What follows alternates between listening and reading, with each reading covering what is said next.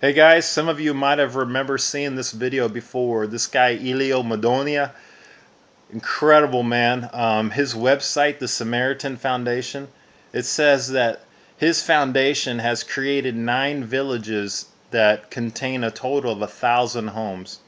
So I want you guys to picture that if you can. I mean, imagine what life must have been like for these families and children, especially our school children at the schools we sponsor.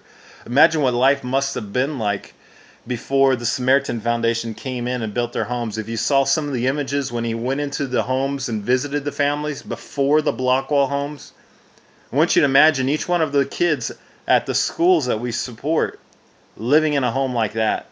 And that is humbling to think. They had nothing. And thanks to this man, Elio Madonia, that I got to meet on Wednesday, this foundation called the Samaritan Foundation, they came in and they built a lot of these families' homes that would have had nothing. And even now with their block wall homes, they still kind of have nothing. And it's very humbling to think.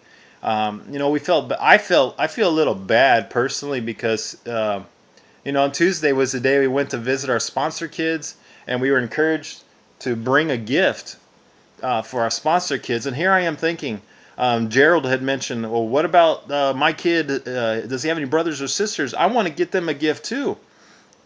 And it got me thinking, here we're going to come into these villages, these poor areas, these poor communities where they have nothing. And we're going to come in and just bring them a toy. A toy. The kids, the kids will think the world of it. It will be such a blessing to have a toy. But more important than that, these people don't have anything. They struggle to survive. They struggle to feed their children. So it got me thinking, we could do so much more. And I'd mention the idea, hey, how much does it cost to go buy some food? Is there anywhere nearby where we can buy some food? So on Tuesday when we went to visit our homes, we stopped at this little shack in their own village that they sell some food, and we got like 10 pounds of rice for some of these families, and got some cooking oil, which is something they really need to cook the rice.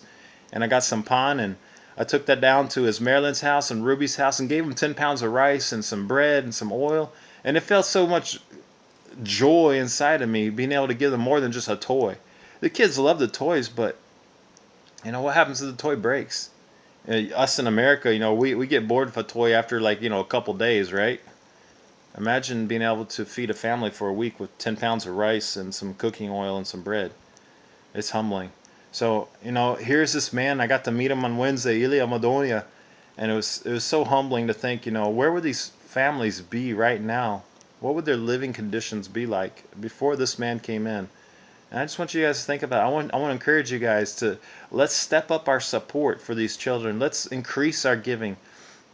As we've mentioned before, our sponsorship for other kids, that doesn't cover their meals at school. So we have some pictures of the kids getting a little cup of, I don't even know what it was, but it's probably like a porridge or plantain.